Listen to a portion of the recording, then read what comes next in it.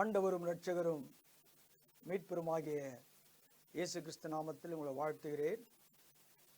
இந்த நாளிலும் கூட சத்தியத்தின் திருவார்த்தையை கேட்கும்படியாய் ஆவலோடு கூட இருக்கிற அன்பின் மக்களோடு கூட என் இயேசு பேசுவார். கடந்த வாரத்தில் ஆண்டவர் என்னோடு கூட பேசினார் என்ற விசுவாசத்தோடு கூட அமர்ந்து கொண்டிருக்கிற அன்பின் மக்களுக்காய் இயேசு இன்றைக்கு என்ன பேசப் போகிறார் என்ற நிச்சயத்தோடு இருக்கிற அன்பின் மக்களோடு கூட ஆண்டவர் நிச்சயமாய் பேசுவார். இப்படிப்பட்டதான காரியத்தை தேவன் நமக்கு கொடுப்பது அவருடைய கிருபை. அநேக காரியங்கள் உலகத்திலே சிந்திக்கிறோம், செயல்படுத்துகிறோம். ஆனால் ஒரு நோக்கத்தோடு கூட தான் ஆண்டவர் நம்முடைய வேலைகள் இருந்தாலும் சில நேரங்களிலே சில காரியங்களுக்காய் ஆயத்தப்படுத்தி கடந்து போகும்பொழுது தொலைக்காட்சியின் சத்தத்தை கேட்கும் பொழுது அந்த தொலைக்காட்சியின் வார்த்தை நம்மை இழுக்கின்ற அனுபவம், அது நம்மை ஈர்த்து கொண்டு வந்து அவருடைய சமூகத்திலே ஒரு அரை மணி நேரம் நம்மோடு கூட ஆண்டவர் என்ன பேச போகிறார் என்ற வாஞ்சியோடு கூட அமர்ந்து கொண்டிருக்கிற அன்பு மக்களுக்கு என்னுடைய வாழ்த்துதலையும் நன்றியும் தெரிவித்துக் கொள்கின்றேன். இயேசு பெரியவர், பெரிய காரியங்களை செய்வார். வாசியுங்கள். யோபு 22 அதிகாரம் 28 வசனம். நீர் ஒரு காரியத்தை நிர்ணயம் பண்ணினால் அது உமக்கு நிலவரப்படும். உம்முடைய பாதைகளில் வெளிச்சம் பிரகாசிக்கும். அன்பு தேவ ஜனமே, வெளிச்சம் என்பது இருளின் அகற்றம். ஒரு வெளிச்சம் இருக்கும் பொழுது நிச்சயமாய் நம்முடைய வாழ்க்கையிலே இருள் வருவதற்கு வாய்ப்பே இல்லை. குழியில் தள்ளப்படும் பொழுது இருள் இருந்திருக்கும். ஆனால் இயேசு அவர் வல்லமையுள்ள தேவன் அல்லவா? அவர் எல்லாவற்றிலும் மேலானவர். நம்முடைய வாழ்க்கையின் இருளை மாற்றும்படியாய் அவர் உலகத்தின் இரட்சகராய் வந்தவர். அவர் நம்மை மீட்கும்படியாய் பள்ளத்திலிருந்து தூக்கி எடுக்கப்பட்டதான யோசேப்புக்கு பாதைகளிலே ஒரு வெளிச்சம் காணும்படியாய், நீர் நிர்ணயித்த காரியத்தை ஆண்டவர் நிலவரப்படுத்துவேன் என்று சொல்லும்படியாய் இன்றைக்கு வேதத்தின் ஆதாரத்தை கொண்டு நம்மோடு கூட பேசுகிறார். கடந்த வாரம் பார்த்தோம், தள்ளப்பட்ட நிலைமை, தூக்கி எடுக்கப்பட்ட யோசேப்பு. ஒருவேளை உன்னை தள்ளி இருக்கலாம். நிச்சயமாய் உன்னை தூக்கி எடுப்பதற்கு ஆண்டவர் ஒரு நபரை ஆயத்தப்படுத்தினார். தூக்கி எடுக்கப்பட்டார், அவர் விற்கப்பட்டார். விற்கப்பட்டதான யோசேப்பினுடைய நிலைமை என்ன? அன்பு தேவஜனமே, இன்றைக்கு நீங்களும் யோசிக்கிறீர்கள் அல்லவா? ஆண்டவரே, நீர் சொல்லிவிட்டீர், நான் கடந்து வந்து விட்டேன், காரியங்களை நீர் செய்ய போகிறீர் என்பதை விசுவாசிக்கிறேன் என்ற நிச்சயத்தோடு கூட இருப்பது உண்மை என்றால், உங்களுடைய வாழ்க்கையிலும் உன்னுடைய வாழ்க்கையிலும் ஆண்டவர் நிச்சயமாய் செய்ய போகிற காரியத்தை ஆண்டவர் வெளிப்படுத்த போகிறார். இதற்கு ஆதாரமாக எடுத்துக்கொள்ளுங்கள். ஆதியாகமம் 39 அதிகாரம் 1 வசனம். யோசேப்பு எகிப்துக்கு கொண்டு போகப்பட்டான். பார்வோனுடைய பிரதானியும் தலையாரிகளுக்கு அதிபதியுமாகிய போத்திபார் என்னும் எகிப்து தேசத்தான் அவனை அவ்விடத்திற்கு கொண்டு வந்த இஸ்மவேலிடத்தில் விலைக்கு வாங்கினான். அன்பு தேவஜனமே, பள்ளத்திலிருந்து குழியிலிருந்து தூக்கி எடுக்கும் பொழுது வாங்கப்பட்ட நிலைமை இங்கே மறுபடியும் விற்கப்படுகின்ற நிலைமை.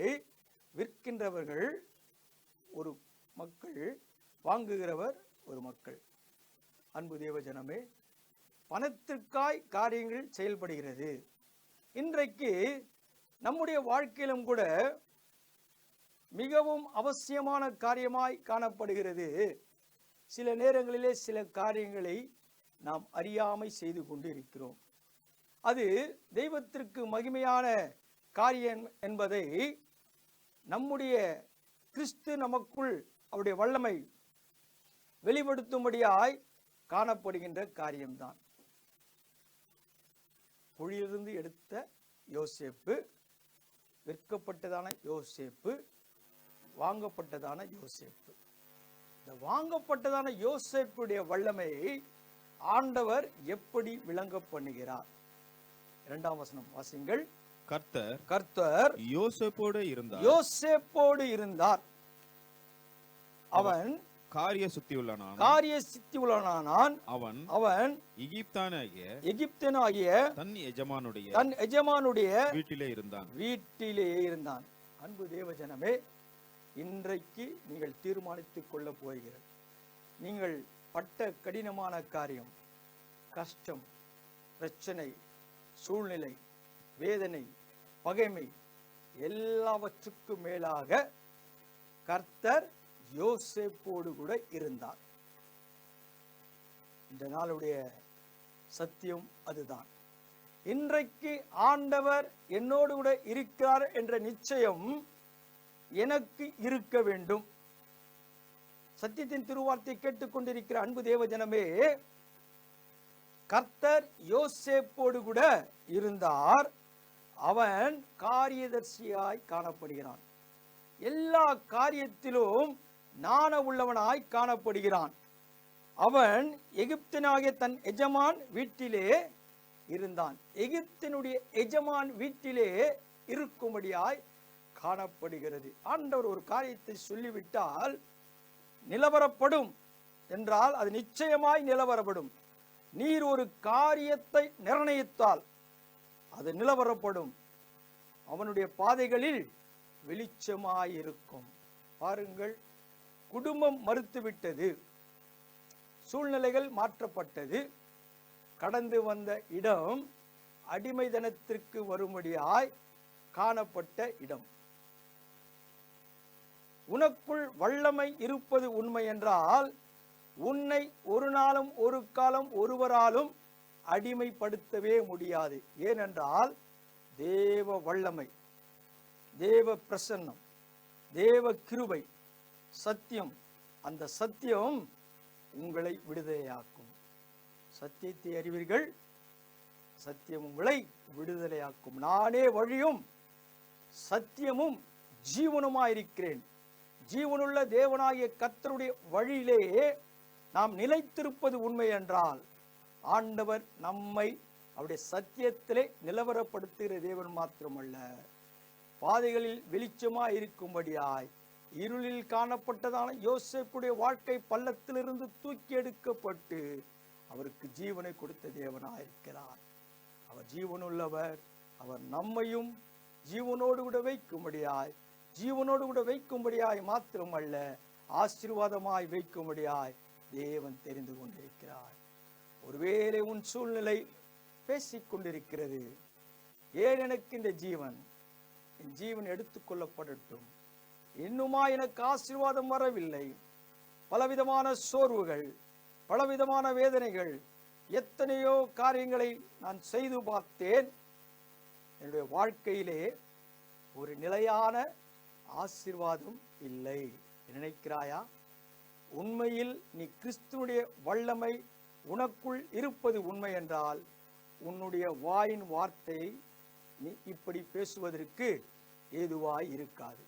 நீ இப்படி பேசவே மாட்டாய். எத்தனை பெரிய சூழ்நிலைகள், எத்தனை பெரிய வேதனைகள் உனக்குள் காணப்பட்டால் ஆண்டவர் உனக்கு சொன்ன வாக்கின் வார்த்தையை நீ அனுதினமும் அவரோடு கூட பேசி சமாதானமாயிரு. அதனாலே நன்மை வரும். நீ அவரிடத்தில் எத்தனை முறை பேசியிருக்கிறாய், எத்தனை முறை அவரோடு கூட நீ பழகியிருக்கிறாய் என்பதை யோசித்து பார்ப்பது உண்மை என்றால் நாம் தேவையான பொழுது அவரை நேசிக்கிறோம், தேவையற்ற பொழுது அவரை நிராகரிக்கிறோம்.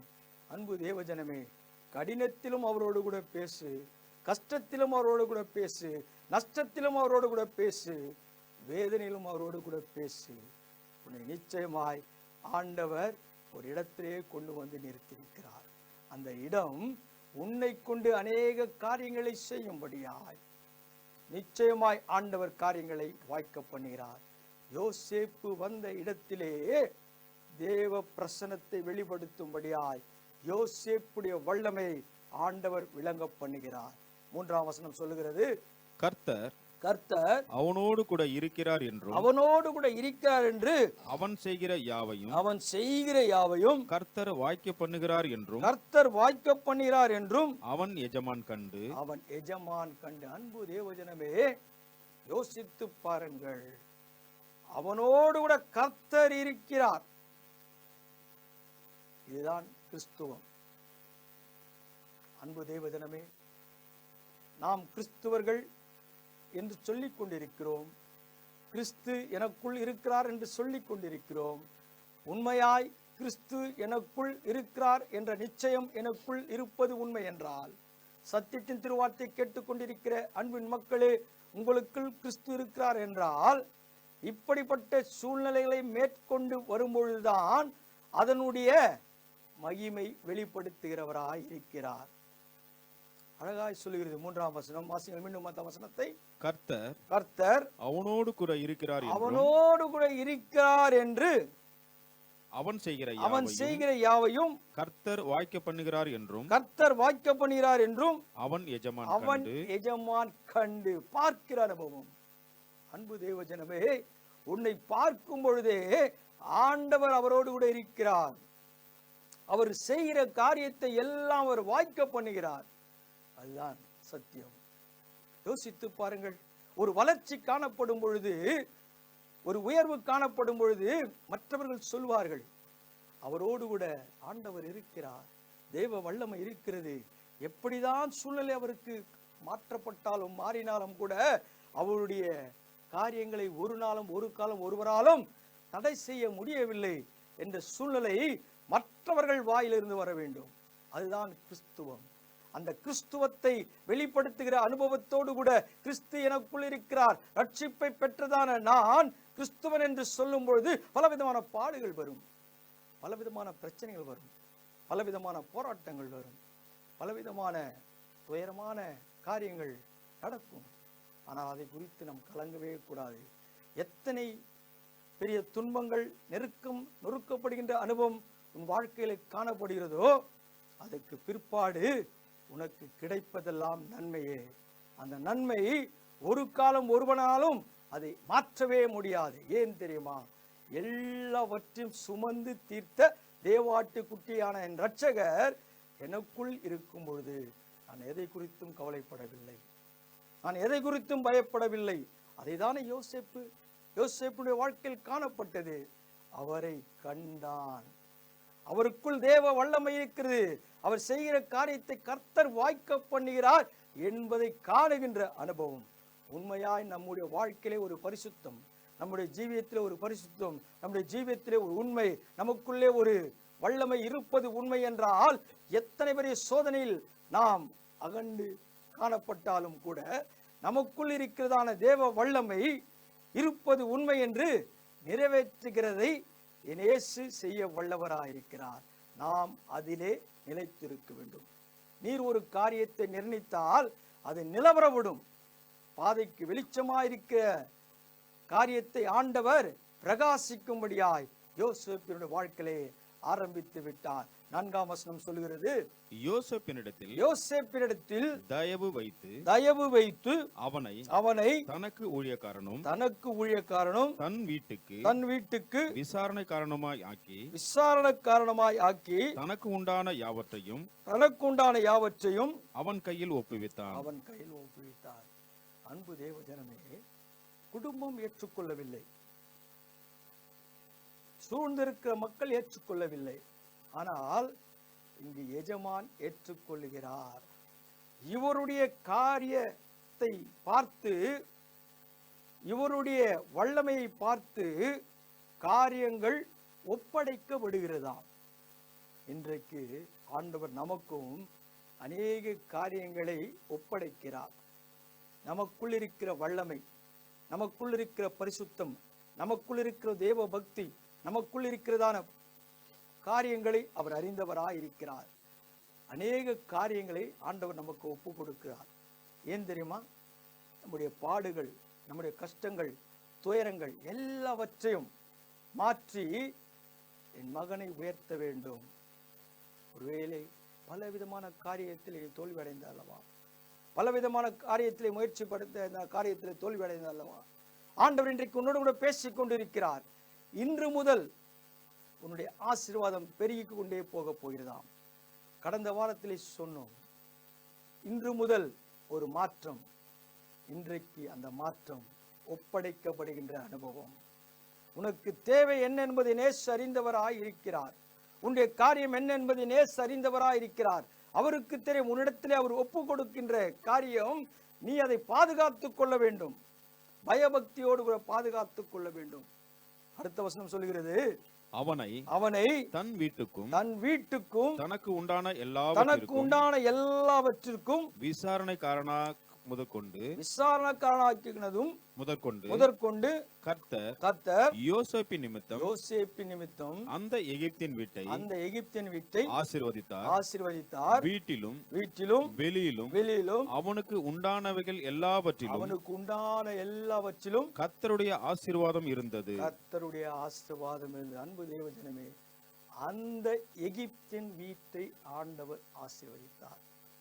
ஒரு அடிமைதனத்திற்கு வாங்கின ஒரு காரியம் அல்லவா, அந்த அடிமைதனம் மாற்றப்படுகிறது. யோசித்து பாருங்கள். இன்றைக்கு நாம் யோசிக்கிறோம் அல்லவா, ஆண்டவரே எத்தனை நாள் அடிமைதனம் என்று நினைக்கிறாயா? உனக்குள் உண்மையான கிறிஸ்துவின் வல்லமை இருப்பது உண்மை என்றால் உனக்கு நிறைவான ஆசீர்வாதத்தை கொடுக்கிறவர் இயேசு ஒருவரே. அவரிடத்திலே கேளுங்கள். அவர் எதிர்பார்ப்பதெல்லாம் நம்மிடத்தில் அவருடைய வார்த்தைக்கு செவிசாய்த்து அதன்படி கீழ்ப்படிந்து நடக்க வேண்டும். அவருடைய சத்தத்திற்கு செவிசாய்த்து அதன்படி நடக்க வேண்டும். உண்மையாய் அவருடைய சத்தத்திற்கு செவிசாய்த்து நடப்பது உண்மை என்றால் அவர் வாக்கு மாறாதவர். நாம் சில நேரங்களிலே நம்முடைய காரியங்களை மாற்றிக் கொள்ளுகிறோம், நம்முடைய வார்த்தை மாற்றி அமைத்துக் கொள்ளுகிறோம். சுயநலத்திற்காய், சுய இன்பத்திற்காய் நாம் நம்முடைய காரியங்களை மாற்றிக்கொள்ளுகிறவராயிருக்கிறோம்.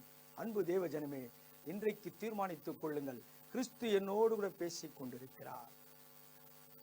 அவருடைய வார்த்தையை நான் கீழ்ப்படிவது உண்மை என்றால் பலவிதமான பிரச்சனை தான்.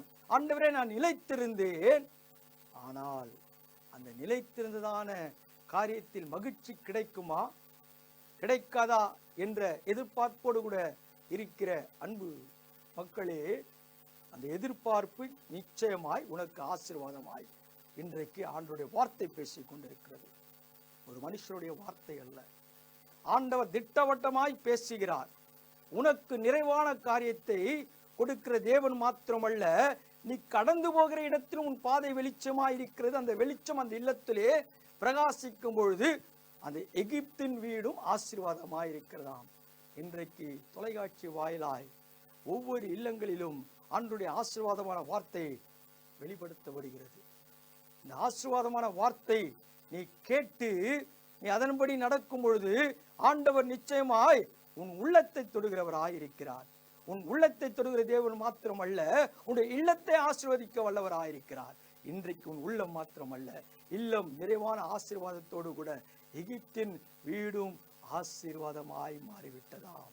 எத்தனை பெரிய உண்மையான காரியம்! அவனுக்கு உண்டான யாவை, அவனுக்கு உண்டான எல்லாவற்றையும் கர்த்தருடைய ஆசீர்வாதம் இருந்தது.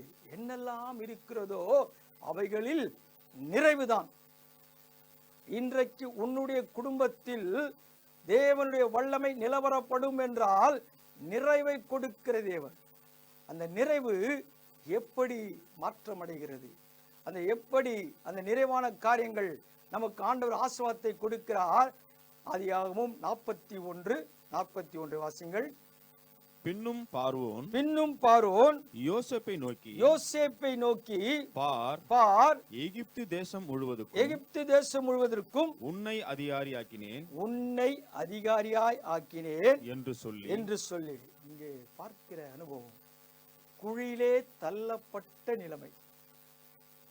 அன்பு தேவஜனமே, யோசித்து பாருங்கள். குழியில் தள்ளப்பட்ட நிலைமை. அவர் குழியிலே இருக்கும் பொழுது என்ன யோசித்திருப்பார்? நாமும் கூட சில நேரங்களிலே நமக்கு ஒரு வியாதியோ அல்லது பணக்குறைவோ வியாபார தோல்வியோ தொழிலுடைய காரியங்கள் முடக்கப்பட்டது என்ற சூழ்நிலையிலே நம்முடைய சிந்தனை எப்படி இருந்திருக்கும்? அவ்வளவுதான், என் வாழ்க்கை முடிந்து விட்டது, அவ்வளவுதான், இனி எனக்கு வாழ்வின் ஆதாரம் ஒன்றும் இல்லை என்ற சூழ்நிலை. ஒருவேளை அப்படிப்பட்ட சூழ்நிலையிலே இருக்கிறாயா? ஆண்டவர் சொல்லுகிறார், உனக்கு உயர்வை கொடுக்கிறவர் இயேசு ஒருவரே. அவர் உன்னை தூக்கி எடுப்பார். உனக்கென்று ஒரு காரியத்தை ஆயத்தப்படுத்துகிறவர். தொழில் முடிந்து விட்டது நினைக்கிறாயா? தொழிலுக்கான துவக்கத்தின் காரியத்தை ஆண்டவர் கொடுத்து விட்டார். சரீரத்துடைய பலவீனத்தை ஆண்டவர் மாற்றி விட்டார். ஆண்டவரே, இன்னுமாய் என்னுடைய குடும்பத்தின் பிள்ளைக்கு திருமணம் ஆகவில்லையே, வேதனையோடு கூட இருக்கிறேனே, ஆசீர்வாதம் கிடைக்கவில்லை நினைக்கிறாயா? ஆண்டவர் நிச்சயமாய் ஆண்டவர் காரியங்களை செய்ய போகிறார். இன்றைக்கு செய்ய போகிறார். ஆண்டவர் எல்லாவற்றிலும் மேலானவர். ஏனென்றால் அவர் வாக்கின் வார்த்தையிலே உண்மை உள்ளவர். அந்த வாக்கின் வார்த்தை நீ விசுவாசிப்பது உண்மை என்றால் அந்த வார்த்தை உனக்குள்ளே கிரியை செய்யும்படியாய் தேவ வல்லமை வெளிப்படுகின்ற அனுபவம் யோசேப்பை போல நாம் இருக்க வேண்டும். யோசேப்பை போல நாம் இருக்க வேண்டும். வெறுமையாய் ஆண்டவர் ஆசீர்வாதத்தை கொடுக்கிற தேவனே அல்ல. ஒருவேளை சத்தியத்தின் திருவார்த்தை கேட்டு ஆண்டவரை நீ சொல்லிவிட்டேன், செய்யுமா ஆண்டவரே என்று கேட்டால் செய்ய முடியாது. சில காரியங்களிலே சில அர்ப்பணிப்பு நமக்கு தேவை.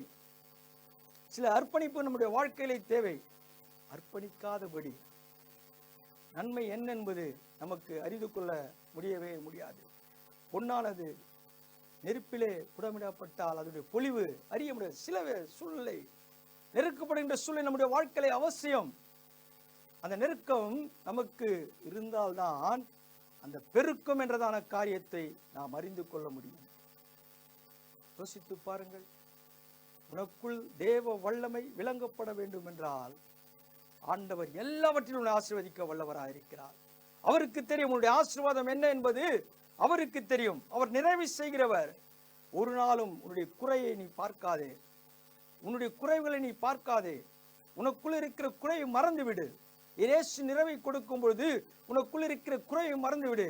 அதுதான் வேதம் சொல்லி நிறைவானது வரும்போது குறைவானது ஒழிந்து போயிற்று, இனி உன் வாழ்க்கையிலே குறைவே இல்லை, எல்லாம் நன்மைக்கு எதுவாய் காரியங்களை செய்கிறவராயிருக்கிறார். 42ஆம் வசனம் சொல்கிறது, பார்வோன் தன் கையில் போட்டிருந்த தன் முத்திரை மோதிரத்தை கழற்றி அதை யோசேப்பின் கையில் போட்டு மெல்லிய வஸ்திரங்களையும் அவனுக்கு உடுத்தி பொன் சரப்பணியை அவன் கழுத்திலே தரித்து. அன்பு தேவஜனமே, அவருடைய விரலுக்கு மோதிரம் போடப்படுகிறது. அழிக்க வேண்டும் என நினைத்த குடும்பத்தின் எண்ணங்கள் வேறு, ஆண்டவருடைய எண்ணம் வேறு.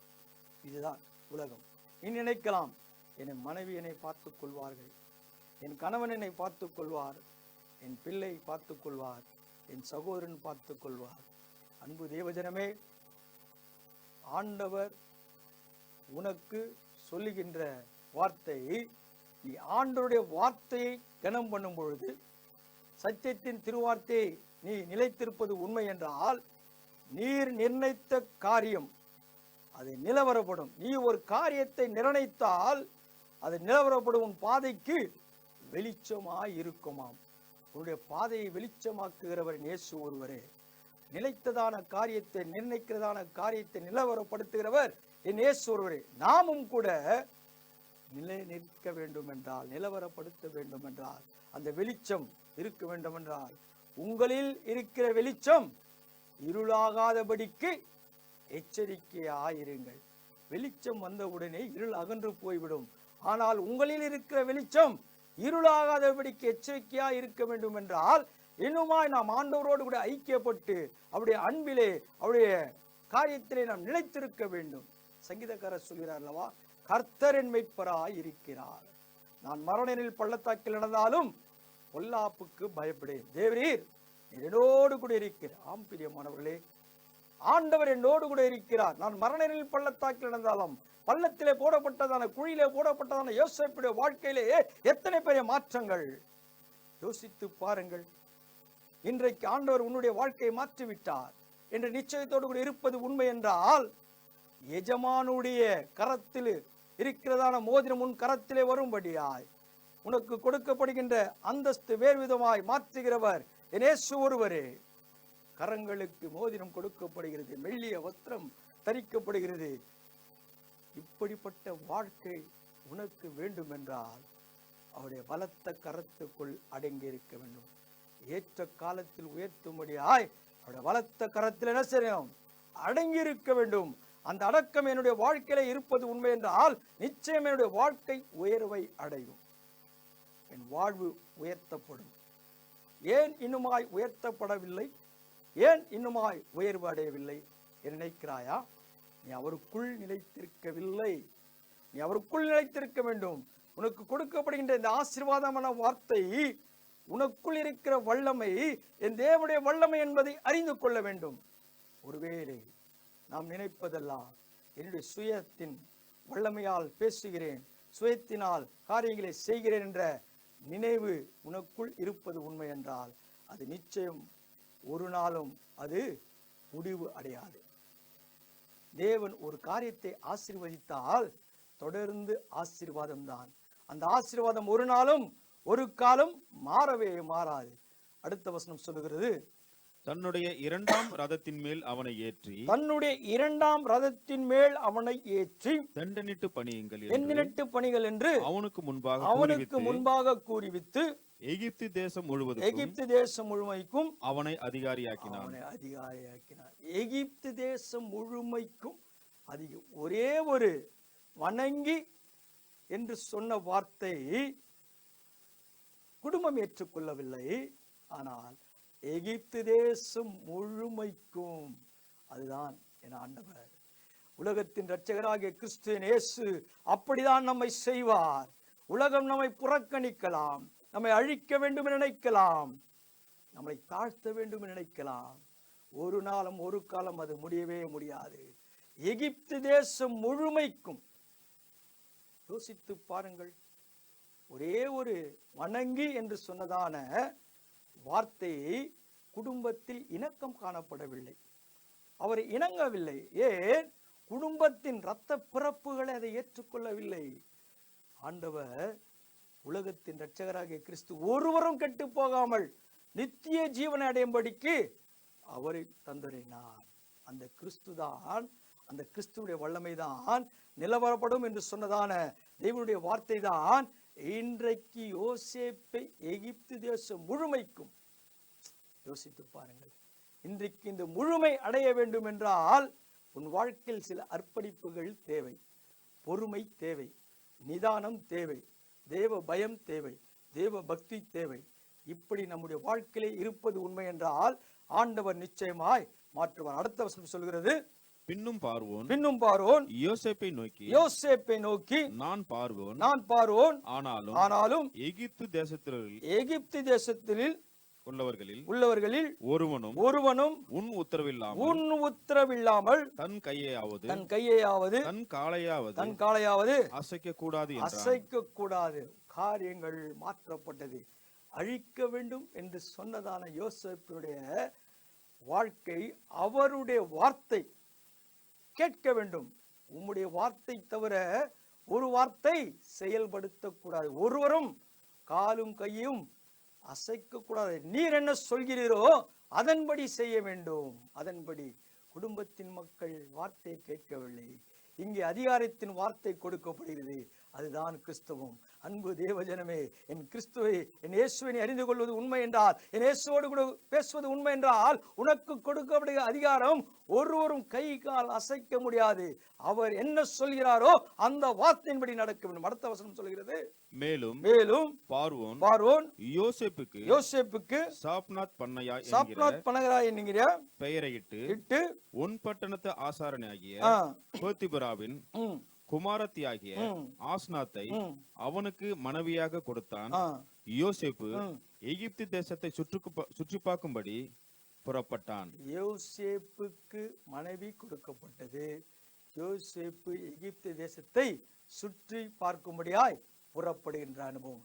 இன்றைக்கு அன்பு தேவ ஜனமே, இன்றைக்கு ஆண்டவர் உலகமெங்கும் உன்னை பார்க்கும்படியாய் செய்கிற வல்லமுள்ள தேவனாகிய கர்த்தர் என்னோடு கூட இருக்கிறார் என்ற விசுவாசம் உனக்குள்ளே இருப்பது உண்மை என்றால், நீர் காரியத்தை நிர்ணயித்தால் அது நிலவரப்படும். நீர் ஒரு காரியத்தை நிர்ணயித்தால் அது நிலவரப்படும், உன் பாதைக்கு வெளிச்சமாய் இருக்கும் என்ற வாக்கின் வார்த்தை ஆண்டவர் தேசம் முழுமையும் பார்க்கும்படியாய், உலகத்தின் மக்கள் உன்னை பார்க்கும்படியாய் ஆண்டவர் உன்னை உருவாக்கி வைத்திருக்கிறார். சூழ்நிலைகளை மாற்றிவிட்டார், ஆசீர்வாதத்தை தந்து விட்டார். இன்றைக்கு உனக்கும் உன் குடும்பத்திற்கும் உன்னை சார்ந்த மக்களுக்கும் உன் தேசத்தின் மக்களுக்கும் ஆண்டவர் கொடுக்க வல்லவராயிருக்கிறார். நாம் செய்ய வேண்டிய காரியம் வார்த்தைக்கு மாத்திரம் செவிசாய்க்க வேண்டும். கண்களை மூடுவோம், கர்த்தரை நோக்கி பார்ப்போம். மகா கிருபையும் இரக்கமும் பரிசுத்தம் நிறைந்த நல்ல பிதாவே, இந்த நாளுக்காய் நன்றி அப்பா. ஆண்டவரே, ஒரு வார்த்தை, அந்த வார்த்தை குடும்பம் ஏற்றுக்கொள்ளவில்லை, ஆனால் அந்த ஒரு வார்த்தை ஆண்டவரே உலகம் எங்கும் கேட்கும்படியாய், தேசம் முழுவதும் கேட்கும்படியாய் கொடுக்கப்பட்ட ராஜாவின் கட்டளை தேசம் முழுமையும் சுற்றி பார்க்கும்படியாய் ஆண்டவரே இணக்கத்தை செய்த தேவன். உங்களுடைய வார்த்தைக்கு கீழ்ப்படிந்து நடந்ததான யோசேப்பு, அவருடைய வாழ்க்கையிலே பரிசுத்தம், அவருடைய வாழ்க்கையிலே ஆண்டவரே உண்மை உள்ளவராய் இருந்தபடினால் காரியங்கள் வாய்க்கப்பட்டது.